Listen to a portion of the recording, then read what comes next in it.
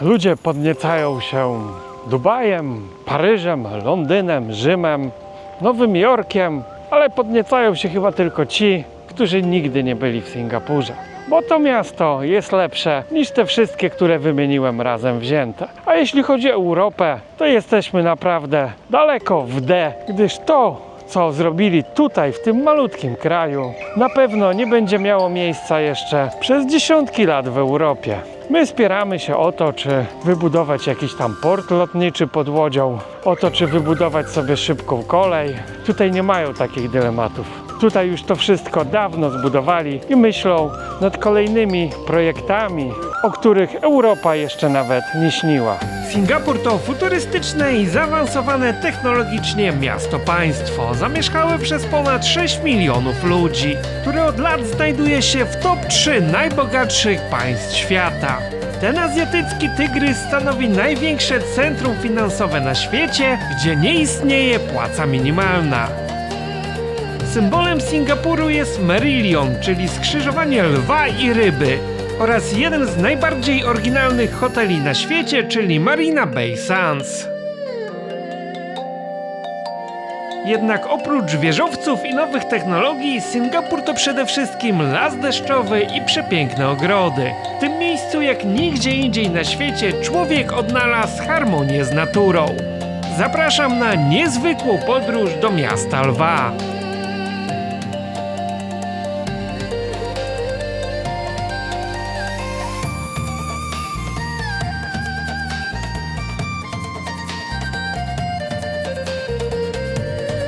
Na wstępie dziękuję wszystkim osobom, które wspierają ten kanał, bo to właśnie dzięki Wam mogą powstawać filmy takie jak ten.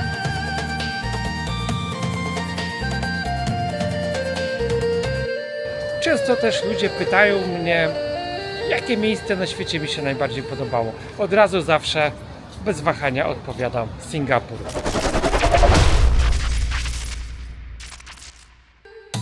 Z uwagi na ilość miejsc, które chcę Wam pokazać oraz ciekawostek, które opowiem, ten materiał będzie podzielony na 2 odcinki. W tym filmie skupimy się na informacjach praktycznych dla podróżnych oraz nowoczesnej stronie Singapuru. Zaś w kolejnym materiale poznacie historię tego miasta państwa i dowiecie się, jak to się stało, że mała rybacka wioska w zaledwie kilkadziesiąt lat stała się jednym z najbogatszych państw na ziemi. W kolejnym materiale pokażę Wam również wielokulturowość Singapuru oraz dzielnice domów publicznych.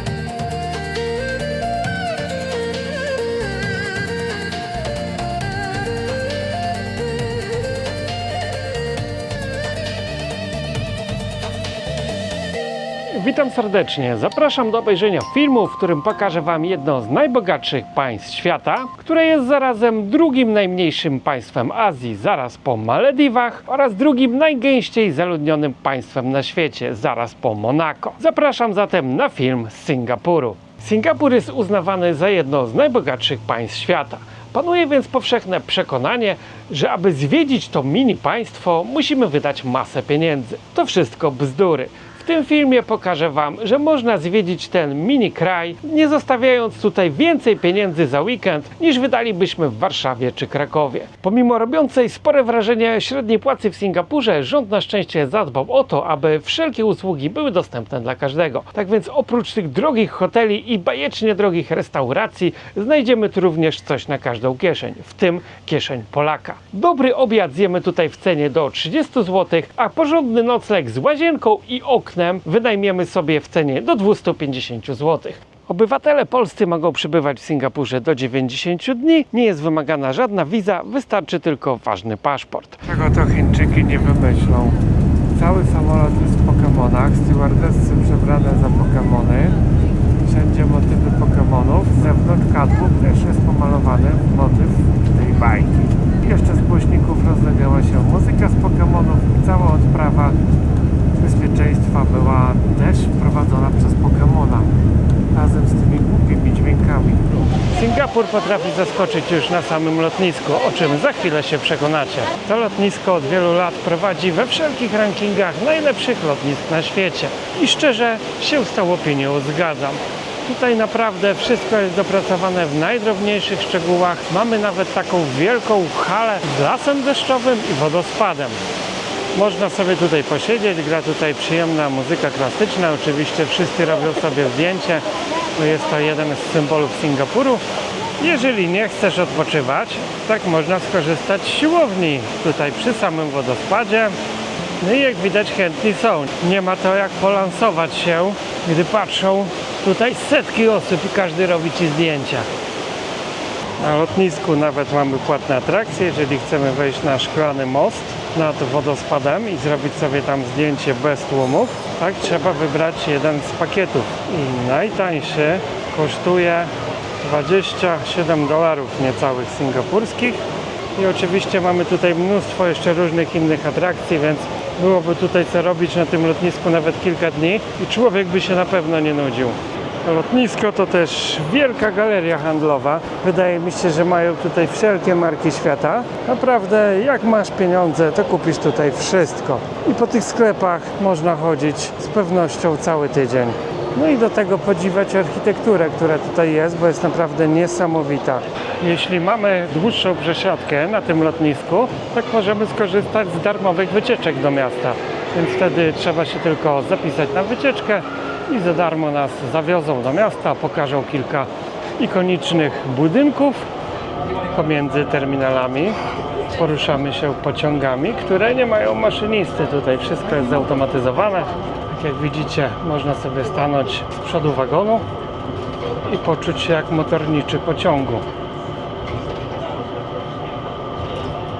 Walutą jest dolar singapurski, którego kurs wynosi obecnie około 3 zł. Nie próbujcie kupować tych dolarów w Polsce. Pieniądze bez problemu wymienicie na lotnisku w Singapurze i bezprowizyjnie wypłacicie sobie pieniądze z bankomatu, który wyświetla się teraz na ekranie. Polecam też oczywiście jeszcze HSBC, z którego wypłacicie sobie pieniądze z Revoluta bez prowizji na całym świecie. Jeśli chodzi o internet, tak, Singapur nie ma praktycznie otwartych hotspotów Wi-Fi i poza lotniskiem i galerią przy hotelu Marina Bay nie spotkałem się z publicznie dostępnym internetem. Ma to związek z wielką inwigilacją społeczeństwa, o której opowiem w dalszej części tego filmu. I raczej też nikt nie przylatuje zwiedzać Singapur przez tygodnie czy miesiące. Prawdopodobnie pojedziesz go oglądać tylko przez kilka dni, więc polecam zainstalować sobie kartę eSIM. Wyjdzie to dużo taniej niż zakup tradycyjnej karty na miejscu. Link do karty eSIM, z której ja korzystałem, zostawiam Wam w opisie tego filmu. Z lotniska do centrum najprościej będzie dostać się pociągiem MRT. W tym celu musimy udać się na terminal 3, skąd odjeżdża właśnie metro. Aby korzystać z transportu miejskiego, wystarczy zwykła karta kredytowa, debetowa. Tylko należy pamiętać o tym, że musimy na każdą osobę posiadać jedną kartę. Czyli jak na przykład jedziecie rodziną i chcecie, aby też dzieci jechały z Wami, no to musicie mieć odpowiednią liczbę kart debetowych, żeby wejść do metra czy autobusu, bo każda osoba musi po prostu kliknąć kartę. Jeżeli nie mamy karty bankomatowej albo odpowiedniej ilości dla większej grupy, tak możemy sobie po prostu kupić zwykły bilet w automacie, które są ustawione na stacjach metra. Cała wyspa jest świetnie skomunikowana. To jest system metra. Porównajcie to sobie z metrem w Warszawie na przykład. Cały czas jest to rozbudowywane. W tej chwili budują też metro do Malezji, będzie do Johor Bahru linia. Nie trzeba będzie się przesiadać. Będzie można pojechać bezpośrednio do Malezji. Singapur uchodzi za miasto, które ma najlepszy system transportu publicznego na świecie. Tak więc znowu mamy tutaj pierwsze miejsce w kolejnym rankingu. Wcześniej Chińczycy to pokolenie zombie. Zobaczcie, że w metrze wszyscy siedzą w telefonach. Czyli nie tylko Chińczycy, bo tu są różne narodowości. Ale w Chinach jest to najbardziej widoczne. Ach, co oni robili, kiedy nie było telefonów? Metro jest automatyczne i składy nie posiadają maszynisty. Że wszystko to jeździ samo, sterowane przez komputer. Olbrzymia ilość kamer jest na każdym kroku. Na przykład na stacji metra. Zauważcie, że one tu śledzą dosłownie każdy ruch. Wszędzie, wszystkiego. Kolejne kamery przy wejściu na metro. Singapur, pomimo że jest jednym z najbogatszych krajów świata, tak można go zwiedzić w bardzo tani sposób. I to wszystko pokażę Wam w tym filmie. Najgorszym problemem jest nocleg, który faktycznie jest tutaj drogi. Najtańszą dzielnicą położoną blisko centrum jest Geylang. Tylko jest tutaj jeden mały mankament, więc jeżeli podróżujecie na przykład rodzinami z dziećmi, to nie polecam tej dzielnicy, gdyż tutaj wszędzie dookoła są domy publiczne. O, teraz jest zamknięte, bo jest dzień, ale zobaczycie, co dzieje się tutaj wieczorem, kiedy zapada zmrok. A tak wygląda pokój. Nie jest on duży, ale jak na warunki singapurskie, to można powiedzieć, że za tą cenę naprawdę luksusowy. Jest tutaj łóżko, mamy mini biurko, lustro, jest nawet lodówka, telewizor, no i co ważne, okno. Taki pokój kosztował 250 zł za dobę. Jest stąd jakieś 15 minut do centrum autobusem, czy metrem, jeżeli nawet wliczymy sobie czas dojścia do tej stacji metra. No i co ważne, jest łazienka.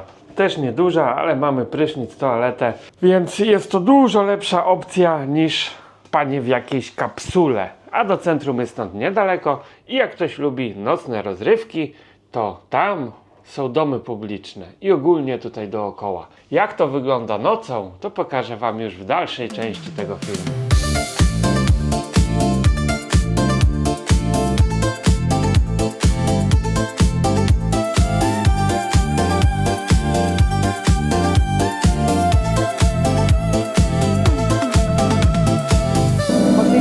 Możemy poruszać się metrem bądź autobusami i mają tutaj piętrowe autobusy, takie same jak w Londynie, więc jak wyjdziemy sobie na górę i siądziemy w pierwszym rzędzie, mamy panoramiczny widok na miasto, więc można się tutaj przejechać nawet przez całe państwo i komfortowo pozwiedzać sobie. W autobusie możemy płacić kartą bądź gotówką i gotówkę wkładamy do takiego urządzenia tutaj niebieskiego, które widać.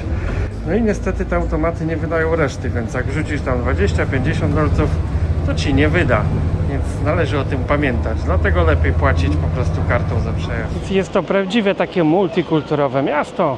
Między tym wszystkim żyją jeszcze biali eskapaci z Europy, USA, którzy pracują w tutejszych korporacjach. Anglików zostało tutaj bardzo niewielu po opuszczeniu tego terenu i ogólnie biali stanowią tutaj około 3% mieszkańców tylko. Więc spotkamy wszędzie głównie Azjatów. I te wszystkie religie ze sobą tutaj żyją w zgodzie. Nie ma tutaj zamachów terrorystycznych, nikt tutaj nie bierze zakładników, nie wysadza się. Singapur jest wolny od problemów, które trawią świat zachodni i Bliski Wschód.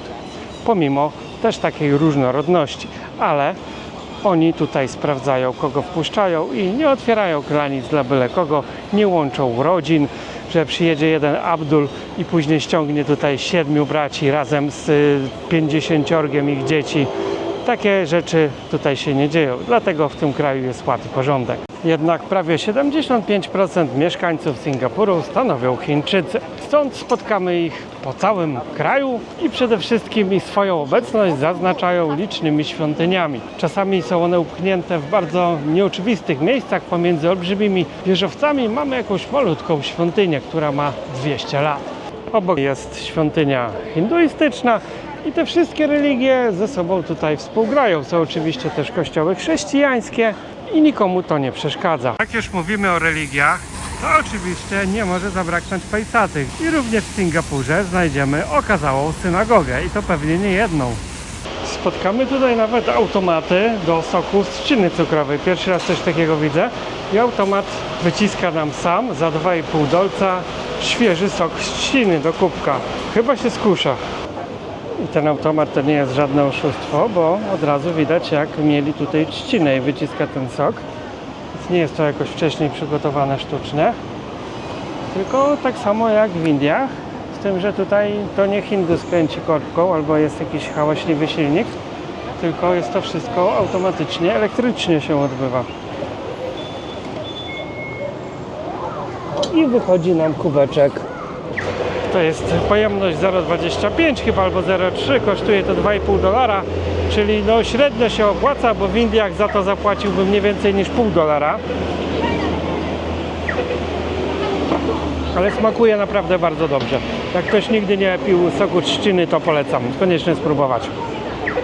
Na przykład ten budynek to przypomina mi coś filmów o Batmanie. Już Gotham City, prawda, taka bryła dziwna. Tak wyglądają szpitale w Singapurze. Te trzy budynki, które widzicie, zielony, jasny, kremowy i brązowy, to jest właśnie szpital miejski. On jest chyba prywatny. Ja w środku nie byłem, ale wiem od osoby, którą kąsiła małpa i właśnie była w tym szpitalu, no to wspomina go jak pobyt w 5-gwiazdkowym hotelu. Kiedy najlepiej jechać do Singapuru? Pogoda jest tutaj stała przez cały rok. Temperatura nie spada poniżej 25 stopni, zarówno za dnia, jak i nocą, więc nie ma to większego znaczenia, ale jak spojrzymy na prognozę pogody, tak prawie przez cały rok będzie pokazywało tutaj deszcz i chmury. Dlatego, że Singapur leży niedaleko od równika i tutaj pada praktycznie codziennie. Ale te deszcze są bardzo krótkie i intensywne, więc popada maks godzinkę. Czasem się zdarza, że nie pada w ogóle i za chwilę wychodzi słońce, a po deszczu nie ma nawet śladu. A jako, że jest bardzo gorąco, to nawet przyjemnie jest troszkę ochłodzić się w takim cieplutkim deszczu. Daje to chwilę wytchnienia. Miasto jest bardzo kontrastowe, bo pomiędzy takimi starymi, zabytkowymi willami, które są pięknie odremontowane, buduje się nowe szklane wieżowce.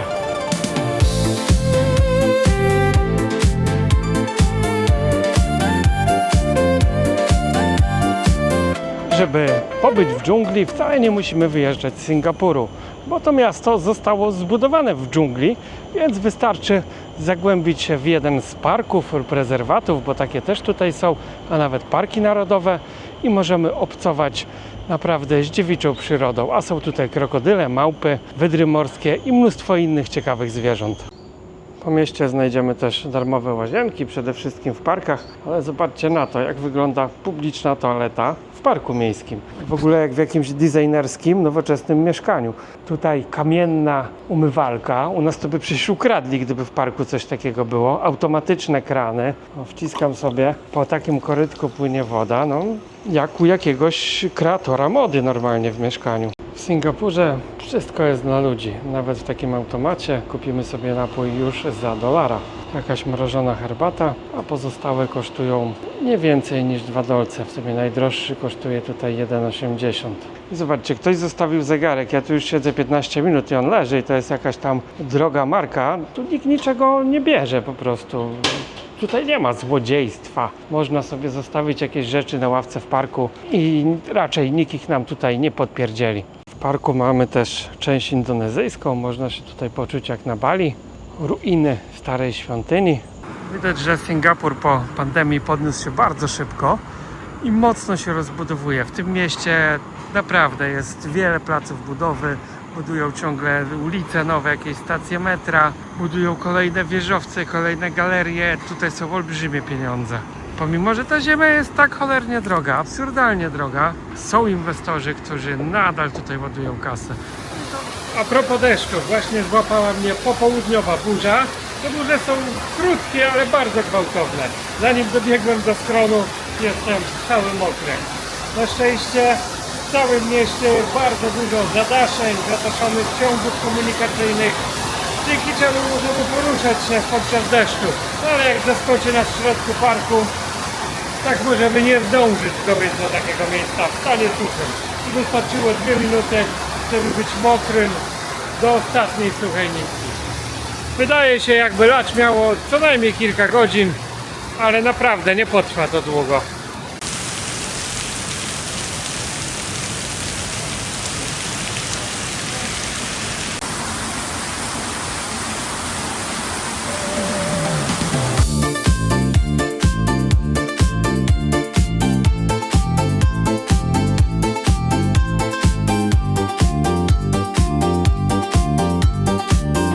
Clark Quay to dzielnica zlokalizowana wzdłuż rzeki i tutaj są najmodniejsze knajpki. Jest już oczywiście znacznie drożej, ale nadal wszędzie możemy sobie wypić jakiś napój do $2.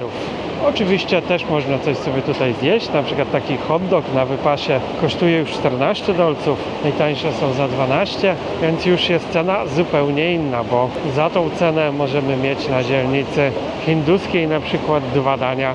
Dzielnica to została pięknie odremontowana, są tutaj takie już markety na trochę wyższym poziomie, tak samo restauracje, bardziej instagramowe miejsca, ale zachowano tutaj tą pewną autentyczność starego Singapuru, odremontowano stare kamieniczki, stare wille kupieckie, tylko to wszystko już jest zrobione na taki bardzo wysoki połysk. Dzielnica ta została zbudowana w stylu Art Deco na początku XX wieku. Jedyny taki chyba przykład w mieście, gdzie te budynki zachowały się w tak dobrym stanie.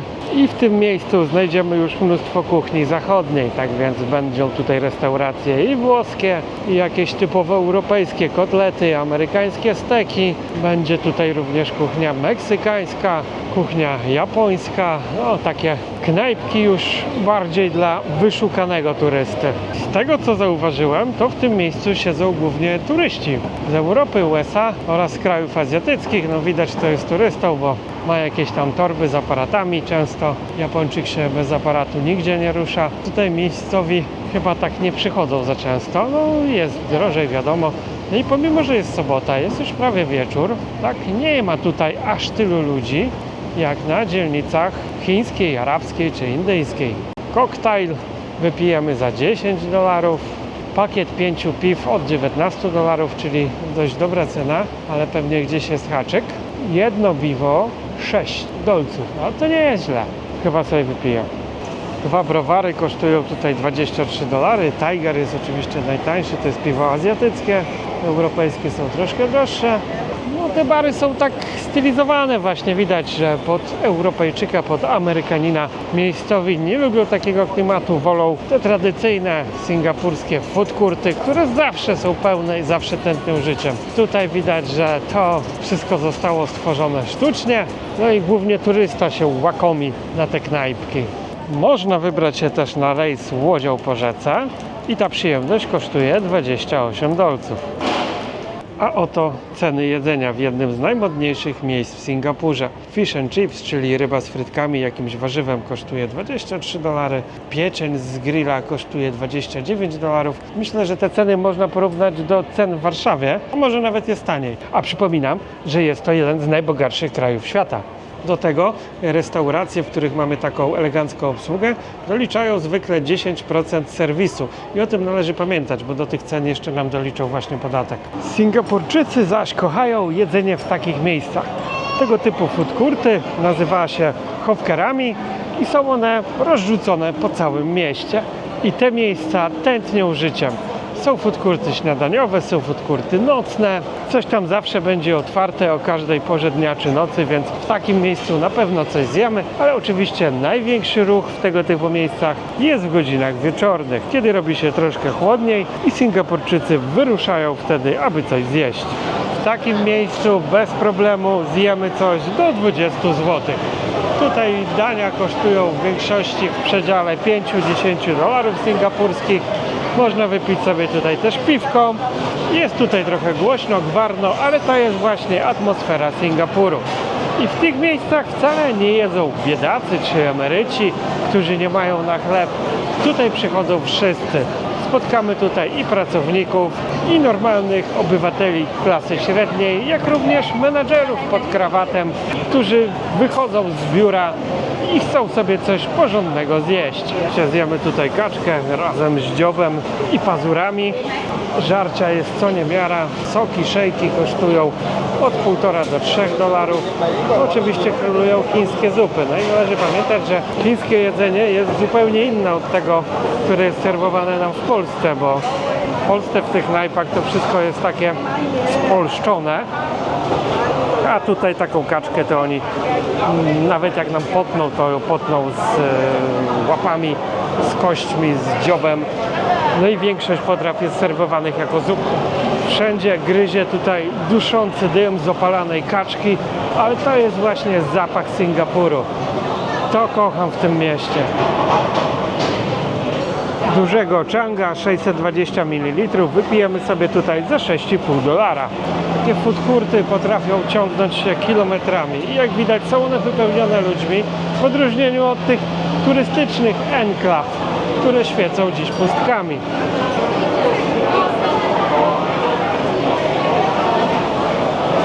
Chińczycy kochają jeść, przychodzą jeść całymi rodzinami, pojedynczo, lubią też piwo, więc tutaj browar leje się strumieniami.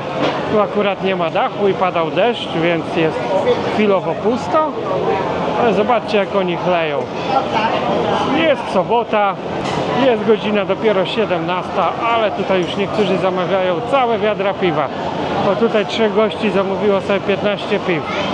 To co widzicie na stole, te 2 dania kosztowały $15. No i najdroższym z tego wszystkiego jest browar, który kosztował $8, ale jest to większa pojemność, 660 ml, czyli summa summarum to i tak wychodzi taniej niż piwo w jakiejś dobrej knajpie w Warszawie. A klimat jaki tutaj panuje jest nie do podrobienia. Tak więc zdrowie wasze w tej zimnej Polsce.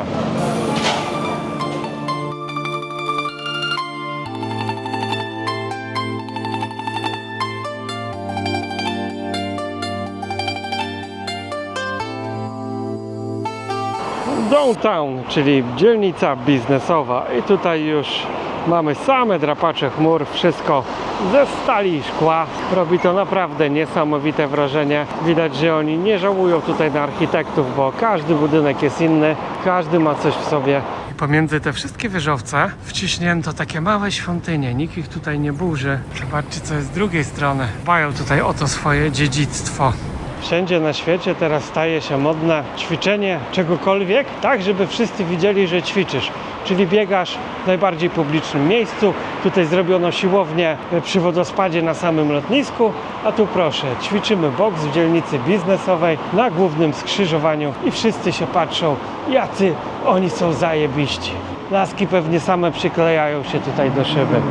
Z uwagi na bardzo drakońskie kary i karę chłosty, która ponoć jest dużo bardziej skuteczna niż jakakolwiek kara finansowa czy kara pozbawienia wolności, przestępczość w Singapurze jest na poziomie marginalnym. Tutaj możesz zostawić swoje rzeczy przed domem, nikt ci ich nie ukradnie.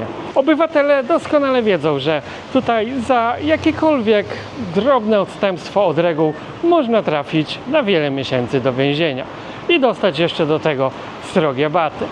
Jeżeli chodzi o imigrantów, którzy na przykład w naszym kraju ostatnio bardzo mocno sobie poczynają, zakładając różne gangi, czy molestując polskie dziewczyny na ulicy, tak tutaj wszelkiej maści Hindusi i Arabowie doskonale wiedzą, że jeżeli cokolwiek zrobią, natychmiast zostaną stąd deportowani i nigdy w życiu nie będą mogli tutaj już przyjechać zarabiać dolarów. I to działa. I myślę, że jeszcze na odchodne dostaliby tutaj parę batów, żeby powiedzieli kolegom tam na tej swojej pustyni, że nie warto w Singapurze łamać prawa.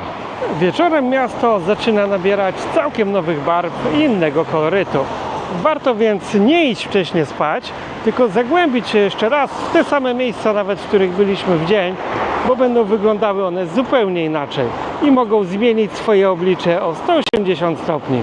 I kolejni, którzy ćwiczą na pokaz. Na szczęście ja nie muszę chodzić do takich miejsc, bo wolę chodzić do knajpy na piwo. A jak wygląda galeria handlowa? Ano proszę, eleganckie dywany.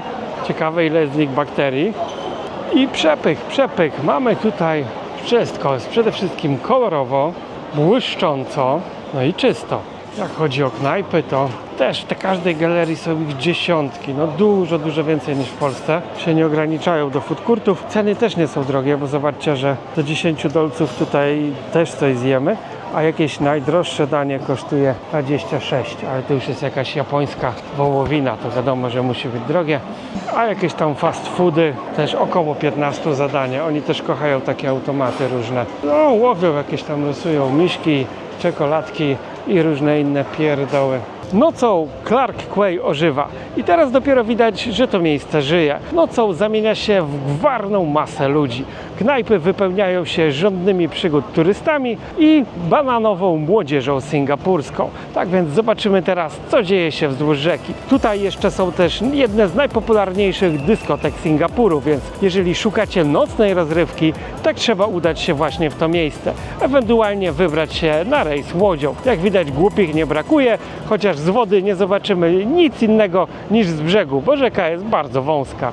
Wieczorem w tym miejscu jest już trochę więcej ludzi, nie świeci to pustkami, ale i tak nadal dużo mniej niż na jakimkolwiek lokalnym food courcie.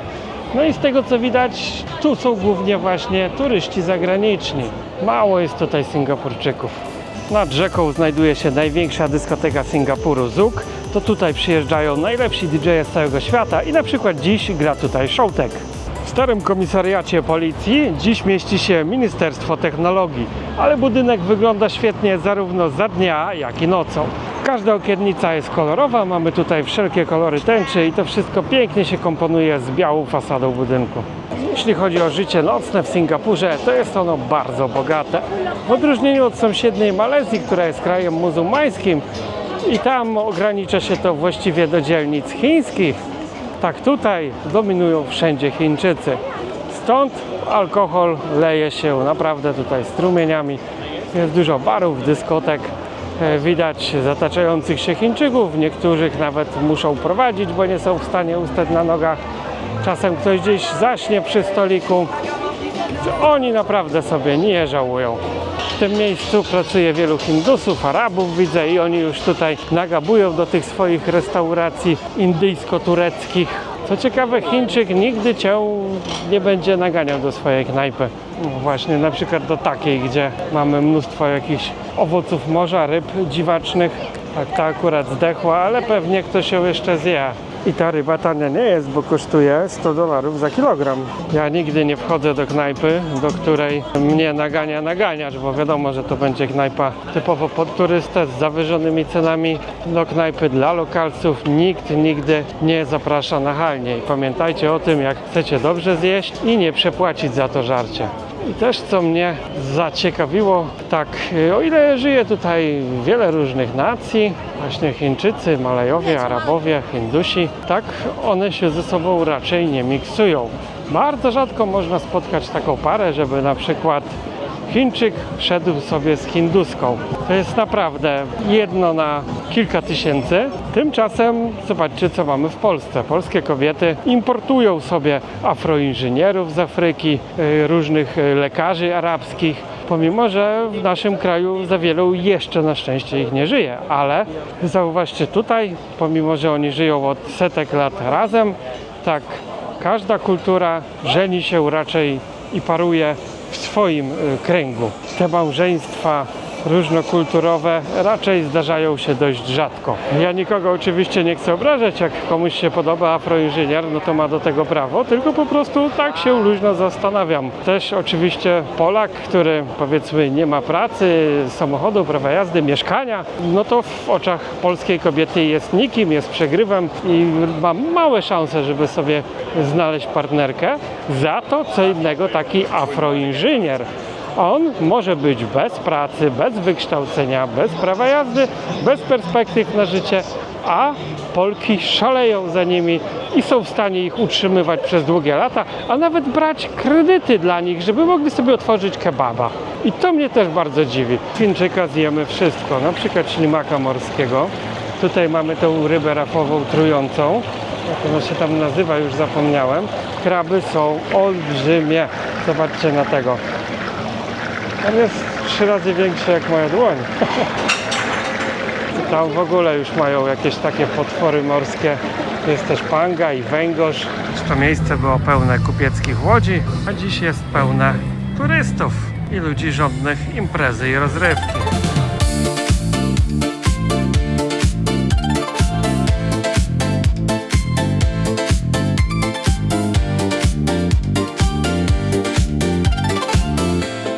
Im bliżej mariny robi się coraz bardziej bogato i luksusowo. Budynki stają się coraz wyższe, coraz więcej widać tutaj przepychu i błyszczących elementów. Zwłaszcza nocą naprawdę Singapur wygląda przepięknie i to miasto zaskakuje mnie za każdym razem. Byłem tu już chyba kilkanaście razy, ale za każdym uważam, że wygląda jeszcze lepiej niż poprzednio. Tutaj mamy 3 rzeźby przedstawiające kupców: Anglika, Chińczyka i Malaja, czyli nacje, które tworzyły ten kraj niegdyś. Marina Bay, czyli najbardziej instagramowe i popularne miejsce Singapuru. Merillion, czyli lew, który sika wodą, znaczy to jest lwo-syrena, bo on ma ogon ryby, symbol państwa. No i zobaczcie, ile tutaj jest ludzi. Jak myślicie, że porobicie tu sobie jakieś foty na Instagram czy inne głupie portale, to zapomnijcie, nie da się. Tutaj jest po prostu tłum Chińczyków i nie tylko, ale głównie są ich tysiące i tak jest i w dzień, i w nocy. No chyba, że przyjdziemy sobie tu naprawdę późną nocą. Tego lwa znajdziemy tutaj na koszulkach i niezliczonych gadżetach. Możemy sobie właśnie kupić pamiątki z Merillionem. Codziennie w Marinie o godzinie 20 i 21, a w weekendy także o 22 odbywają się pokazy multimedialne. Tutaj gra świateł, muzyki, laserów i nowoczesnych technologii. Pokazy są różne, to się zmienia w zależności od pory roku i świąt, jakie są akurat w danej okolicy, więc możemy trafić na całkiem różny show. Dziś akurat jest taki bardzo spokojny, coś na wzór chińskiej opery. Mówią, że sport to zdrowie, jestem oczywiście za, ale zauważcie, że tutaj ludzie muszą biegać akurat w Marinie, nie? Żeby wszyscy ich widzieli, jeszcze sobie TikToka nagrać przy okazji. Ja nie widzę sensu biegania i przepychania się tutaj pomiędzy tysiącami ludzi, bo tak to wygląda, kiedy można po prostu iść sobie do parku, bo to są świetne parki, są aleje dla biegaczy, ale nie, oni muszą biegać dookoła mariny, żeby wszyscy widzieli i później pójść na siłownię i ćwiczyć tam jak chomik w akwarium, żeby każdy z ulicy patrzył. No co za czasy, to społeczeństwo już naprawdę chyli się ku upadkowi. Obok Merilliona symbolem Singapuru jest ikoniczny kompleks Marina Bay Sands. 3 wieże połączone na dachu gigantycznym statkiem, na którym znajduje się najdłuższy na świecie basen typu Infinity. Można w nim pływać na wysokości 200 metrów nad poziomem morza. Jest on dostępny wyłącznie dla gości hotelowych, a noc w tym hotelu tania nie jest. Ceny za pokój zaczynają się grubo powyżej 2000 zł za dobę. Jednak aby zobaczyć widok ze szczytu statku, wcale nie musimy być gośćmi hotelu. Za opłatą możemy wyjechać na taras, z którego mamy widok na całą zatokę oraz basen. W skład kompleksu oprócz 5-gwiazdkowego hotelu wchodzi też jedno z największych kasen świata oraz olbrzymia galeria handlowa. Budowa kompleksu kosztowała ponad 8 miliardów dolarów amerykańskich i w momencie otwarcia w 2010 roku był to najdroższy tego typu budynek na świecie. W środku hotelu znajduje się olbrzymia galeria handlowa, mnóstwo knajp, no i też oczywiście syno, jak żeby inaczej. Po prawej i po lewej stronie są pokoje, także na tych balkonach tutaj widać drzwi wejściowe do pokoi. Z prawej strony mamy widok na ogrody, a z lewej na marinę. Najgorzej jak popadnie nam właśnie taki pokój na samym dole, bo wtedy widzimy tylko drogę i ścianę galerii handlowej, a dopiero tam gdzieś powyżej chyba 20 piętra zaczyna się jakiś fajny widok na miasto. A sama galeria handlowa, no to też biedą nie grzeszy. Mamy tutaj nawet Wenecję, możemy się przepłynąć łodzią po galerii handlowej i poczuć się jak prawdziwy flisak na Dunaju. Jak mamy hajs, to oczywiście możemy zrobić zakupy w tych sklepach, a są tu chyba wszelakie sklepy tych najdroższych marek świata. Galeria jest olbrzymia. Ta galeria bardziej przypomina jakąś wystawę czy muzeum, bo zauważcie, że o ile ludzi jest tutaj mnóstwo, tak, sklepy świecą pustkami. W sklepach nie ma nikogo, tylko ochroniarze i sprzedawcy. Turystów jest tutaj multum, co widać na każdym kroku. Mało kogo chyba stać, żeby kupować zegarki po kilkadziesiąt tysięcy dolców. I pomimo cen, które są w tej galerii, tak, Singapur jest naprawdę tanim i dostępnym miastem dla każdego. Oni nie stawiają tutaj na klienta luksusowego wyłącznie, tak jak na przykład Monako, San Marino, gdzie jeżeli nie zarabiamy w 5-cyfrowych kwotach, to raczej tam nie możemy w ogóle się zatrzymać na noc czy pobawić, bo nie będzie nas po prostu stać. ale tutaj, jeżeli już dolecimy do tej Azji, można się spokojnie zatrzymać na kilka dni i nie będziemy tutaj musieli wcale dziadować. I może to jest drogie, może to kosztuje kilkadziesiąt tysięcy dolców i masz jakąś tam markę na metce, ale gdyby to założyła jakaś kobieta, to jak dla mnie wyglądałaby jak stara baba spod śmietnika. Szczyt marzeń Polaka, nawet piosenki o tym robią. Sklep Fendi. Coś jak dla mnie, nie ma tu się czym podniecać. Że jest tu wszystko, tani Armani, Srucci. Można swoją próżność zaspokoić. I tu nigdzie nie ma cen. Tu przychodzi taki klient, że on o cenę nie pyta, tylko po prostu wchodzi i kupuje, nie? Masz złotą kartę, $1 000 000 na koncie i jazda. Inaczej nawet nie ma co zachodzić. Cygańskie złoto. I doprawdy nie wiem, czym się różni ta torebka od tej z targów Kuala Lumpur. Chyba wyłącznie ceną. Tutaj Chinka kupiła sobie małą torebeczkę w Louis Vuittonie, pewnie za oszczędności życia. I teraz chodzi po całej galerii i fotografuje się z nią na tle każdego tutaj sklepu i przedmiotu. No przecież jak już się wydało tych parę tysięcy dolców, no to trzeba się całemu światu będzie chwalić o tym przez jakieś kolejne 2 lata. I możecie mówić, że ja jestem chamem, nabijam się z ludzi, ale po prostu gardzę snobizmem. Ale widzę, że w galerii zrobili też taki normalny food court z normalnymi cenami. Z każdego będzie tutaj stać, żeby coś zjeść i możemy sobie zjeść w prestiżowej singapurskiej galerii, jednej z najbardziej prestiżowych na świecie. Jeżeli chcecie się polansować na wysokim poziomie, jedźcie do Singapuru. Dubaj już się wszystkim przejadł. Byle inwestor, który posiada kilka mieszkań, był już w Dubaju, ale w Singapurze nie każdego stać. Tutaj na górze możemy sobie wyjechać na 50. piętro, popływać w basenie bez krawędzi z widokiem na miasto, ale na to trzeba mieć prawdziwe pieniądze. To nie Dubaj. Pamiętam, jak jakieś 10 lat temu mój taki dawny znajomy sobie wynajął tu pokój, bo nakradł wtedy akurat pieniędzy z piramidy finansowej. W Polsce nie stać mnie na obiad w złotych tarasach w Warszawie, bo jest tam drogo, a tu proszę.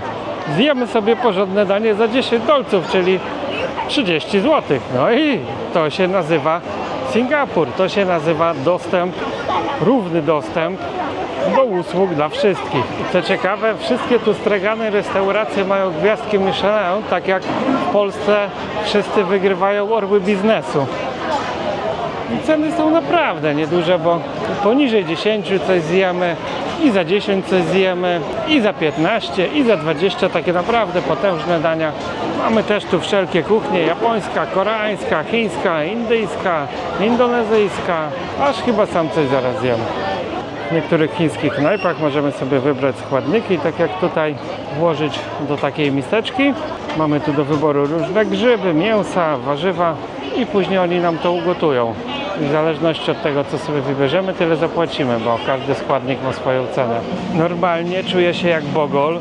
Jem sobie w najdroższej galerii, w najdroższym mieście świata i stać mnie, bo za to, co widzicie na stole, 2 dania normalnie na bogato, na takim talerzu jakby z czarnego kamienia, zapłaciłem tylko $25.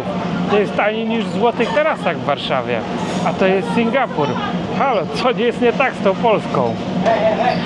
Kalmar, nudle, bakłażan, jakieś tam warzywa, a tutaj mamy zestawik, ryba, krewetki, warzywa, no i oczywiście ryż.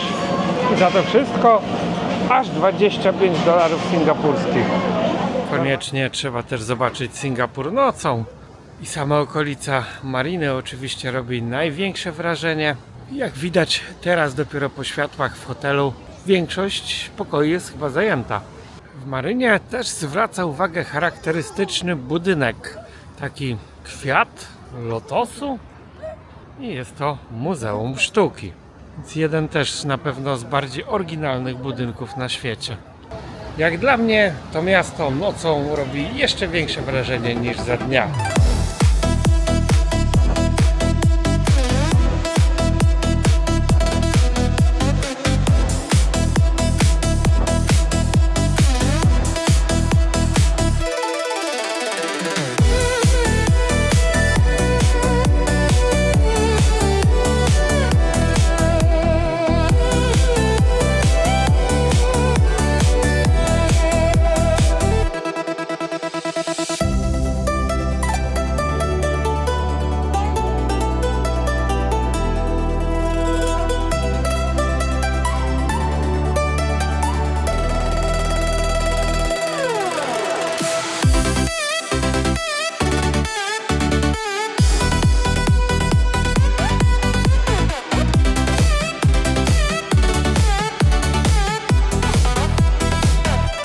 Singapur ma mnóstwo bezpłatnych atrakcji, które możemy oglądać przez wiele dni, ale jeżeli już chcecie za coś zapłacić, to polecam Flower of the Dome. Znajduje się tam niesamowity ogród pokazujący roślinność z różnych stref oraz prawdziwy las deszczowy.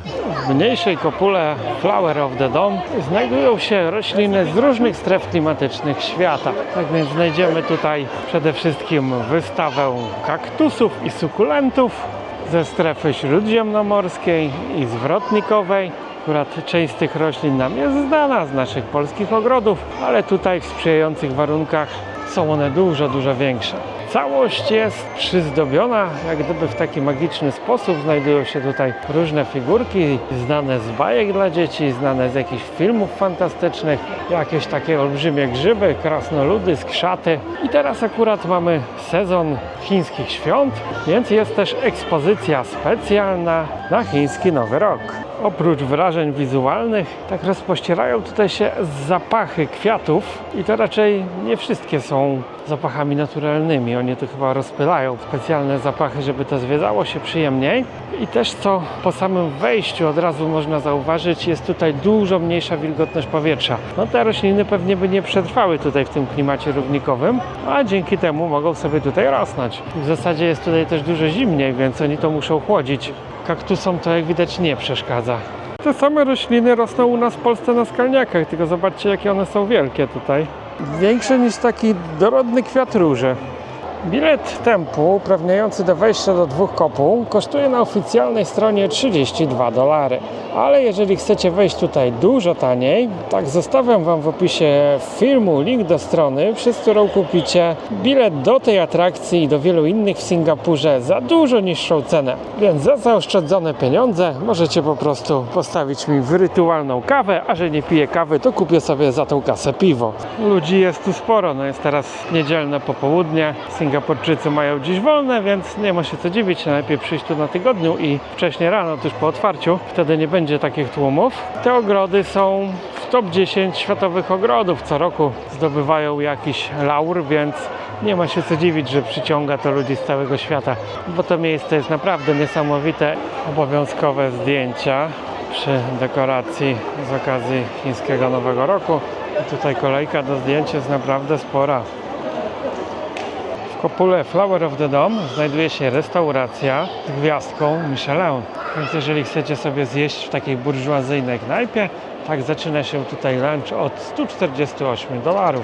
Ale nie jest to jedyna restauracja z gwiazdką Michelin, bo Singapur ma nawet stragan ze street foodem, który dostał gwiazdkę i tam możemy zjeść jedzenie azjatyckie za kilka dolarów. Więc wcale nie trzeba iść do drogiej burżuazyjnej knajpy, żeby zadrzeć jedzenia na naprawdę najwyższym światowym poziomie. Chiński ogród przeżywa oblężenie. No, wygląda to najbardziej efektownie, bo jest mnóstwo dekoracji noworocznych, ale nie dopchamy się tutaj zbytnio, żeby cokolwiek sobie porobić tych zdjęć. Wykorzystali tutaj nawet ciekły azot do efektu mgły na malutkiej rzeczce, która przepływa pomiędzy dekoracjami. W tym roku mamy chiński rok węża, stąd wszędzie są motywy dekoracyjne właśnie z wężem. Niektóre Chinki nawet przywdziewają specjalistyczne stroje, żeby robić tutaj sobie sesję. Ta się ubrała jak jakaś porcelanowa lalka z mangi. Te Chinki przebrały się za gejsze. Akurat taki strój to tutaj pasuje do tej scenerii.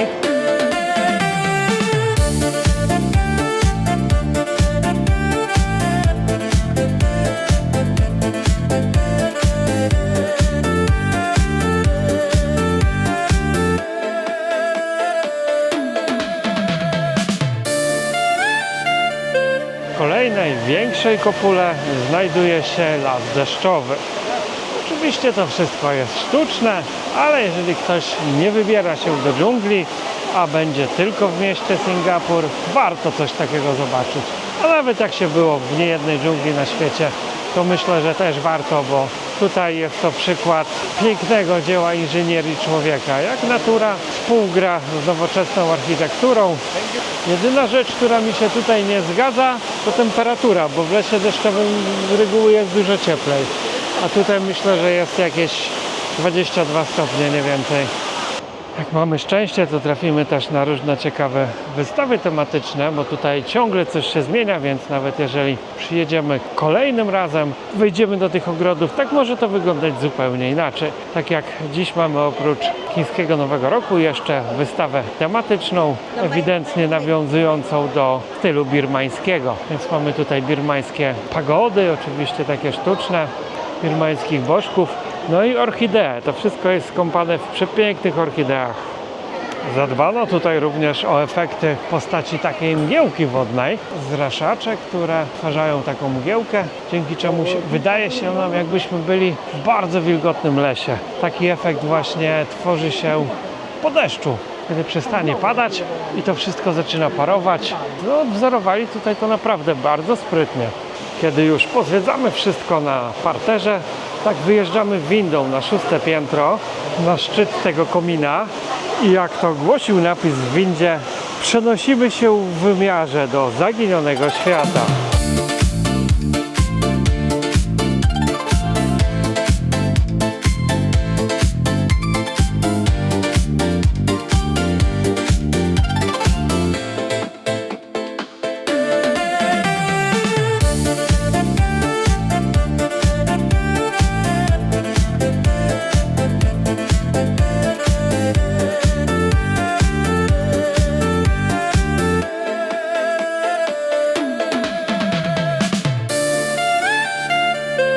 Jeśli w zaginionym świecie jest tyle ludzi, to ja dziękuję. Oj, pamiętam wizytę tutaj parę lat temu, to było naprawdę przyjemnie, spokojnie. No być może, że akurat wtedy było to na tygodniu, zresztą już nie pamiętam, ale dzisiaj to jest tragedia. Nie przychodźcie tu nigdy w weekend. Ci wszyscy Hindusi mają wtedy wolne i oni tutaj przychodzą i robią zdjęcia. A najgorsze są Filipinki, które fotografują się na potęgę, żeby szukać później bogatych facetów, najlepiej właśnie białych, w internecie. I takie coś a la kino 3D, atrakcja dla dzieci i Hindusów. Z górnego piętra schodzimy sobie niżej, bardzo zatłoczonymi pomostami. No tutaj po zrobieniu dobrej fotki nie ma mowy. Piętro niżej mamy widok na wodospad. Tutaj troszeczkę już woda może nas schlapać, jest bardzo wilgotno. No i ogólnie nigdy nie byłem w takim lesie deszczowym, w którym jest tak zimno, bo tu jest naprawdę zimno, chyba poniżej 20 stopni. Nie wiem, że te rośliny nie wymarzły.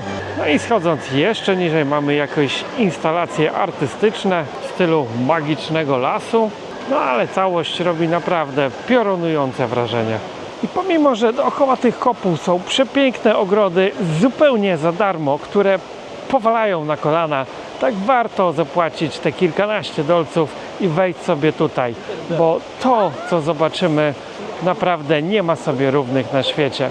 Myślę, że nikt nie będzie zawiedziony, kto wszedł do tej kopuły i nawet nie trzeba sobie tutaj robić zdjęć, tylko po prostu napawać się tym pięknym widokiem. Na końcu, tuż przed wyjściem, jest wystawa na temat ochrony przyrody i zanieczyszczeń, jak człowiek niszczy właśnie planetę, ale zauważcie, że tutaj nie ma w ogóle ludzi, bo tutaj nie ma czego fotografować i to już nikogo nie interesuje. No jest to bardzo przykre i smutne, że wszyscy wychodzą i tu się nikt nawet nie zatrzymuje. Każdy już ma telefon pełny pięknych zdjęć z kwiatami, z lasem deszczowym, ale jak wytnie się ostatnie lasy deszczowe, tak już nie będzie czego fotografować. Na najniższym poziomie jest najchłodniej i odczuwamy tutaj największą wilgoć, ale jak dla mnie tu jest najprzyjemniej. Głęboki, mokry las deszczowy. I mamy tutaj też strefę makro. Są dostępne lupy, przez które jeżeli spojrzymy, to zobaczymy tutaj roślinki w powiększeniu. No, na filmie tego widać nie będzie w żaden sposób. O godzinie 19 zapalane są światła i ogród nabiera zupełnie nowego kształtu. Roślinność w tym oświetleniu wygląda jeszcze bardziej magicznie. Doznania potęgują odgłosy prawdziwego lasu deszczowego. Słyszymy z głośników tutaj rechotanie żab, cykanie świerszczy i terkotanie cykat. Tego typu krajobrazy możemy spotkać w wielu miejscach na Półwyspie Malajskim czy na Borneo. Jak chcecie dowiedzieć się gdzie, to zapraszam do obejrzenia filmów z Malezji na tym kanale. Tam pokazuję wiele takich jaskiń czy wspaniałych lasów deszczowych, które możecie odwiedzić zupełnie za darmo. Jakbym miał gdzieś iść pracować na etat, to chciałbym do takiego miejsca. Mógłbym tu naprawdę pracować jako ogrodnik.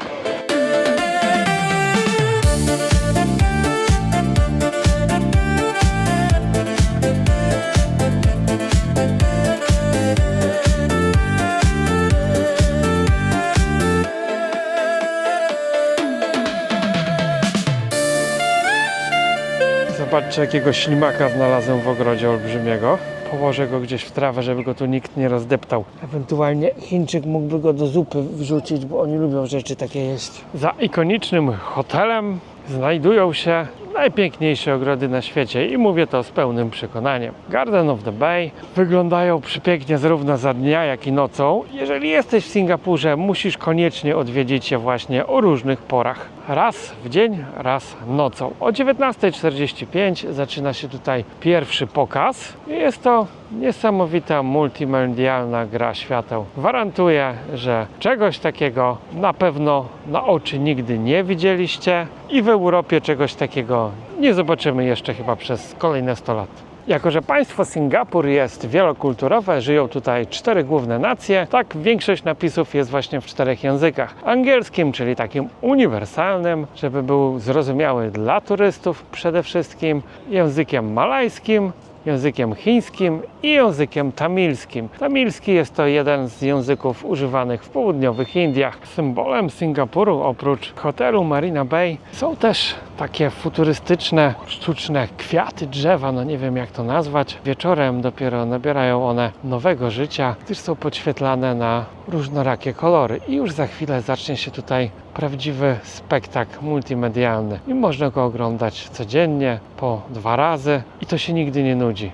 Oczywiście pokazu też nie będziemy podziwiać sami, bo będą tutaj tłoczyły się tysiące ludzi. Za $10 możemy sobie wejść o tam na górę, na te pomosty. Szczerze mówiąc, stamtąd pokazu nie zobaczycie, więc jak chcecie tam wejść, to w jakimś innym czasie, a pokaz lepiej jest oglądać z dołu i to najlepiej z pewnego oddalenia, a nie bezpośrednio spod kwiatów.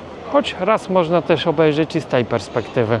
Jako że pokazy są 2 razy dziennie, więc nawet jak jesteśmy tu jeden wieczór, to możemy zobaczyć z 2 różnych perspektyw. W podobnym stylu zbudowano teraz też w Polsce dworzec autobusowy w Lublinie. On nawiązuje do tych kwiatów. W Polsce mamy wszystko w bieli. Czy architekt zrobił to legalnie, czy nie, tego nie wiem, ale ewidentnie skopiował pomysł singapurski.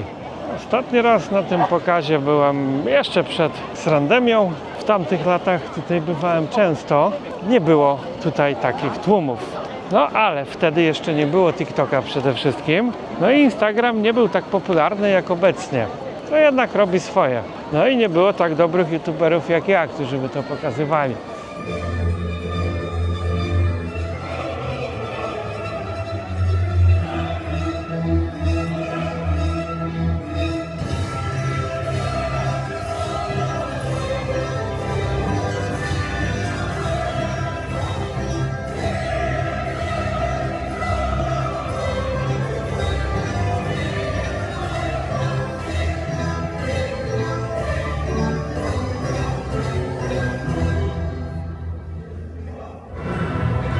Ja przynajmniej nagrywam to dla Was na YouTube'a, ale jakieś 10 000 ludzi nagrywa tutaj po to, żeby wrzucić to jako kolejny tam któryś milionowy film o tym samym na TikToka, Instagram i inne głupoty.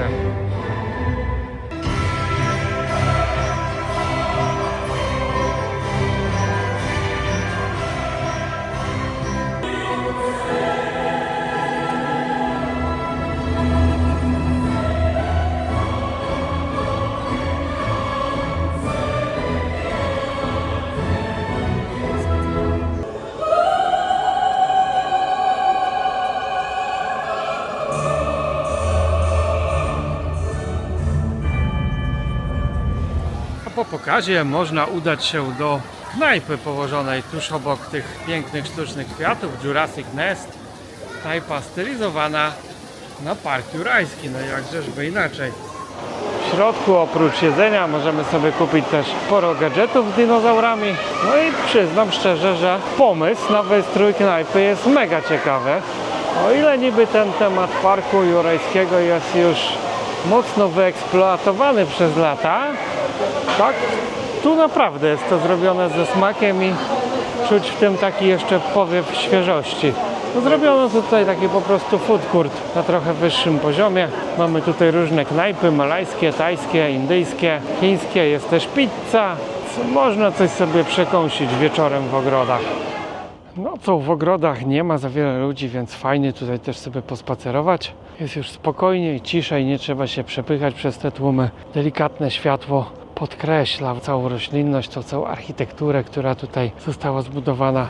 Zupełnie inną perspektywę do oglądania pokazu mamy, jeżeli wyjdziemy prosto z hotelu Marina Bay, przejdziemy sobie pomostem na punkt widokowy i stąd są zupełnie inne doznania. Dziękuję za dotrwanie do końca filmu i zapraszam do obejrzenia kolejnego odcinka z Singapuru, w którym zobaczycie nieco inne oblicze tego miasta. Na koniec nie zapomnij podzielić się wrażeniami w komentarzu i zostawić łapki w górę dla zasięgu. Do zobaczenia w kolejnych filmach, cześć!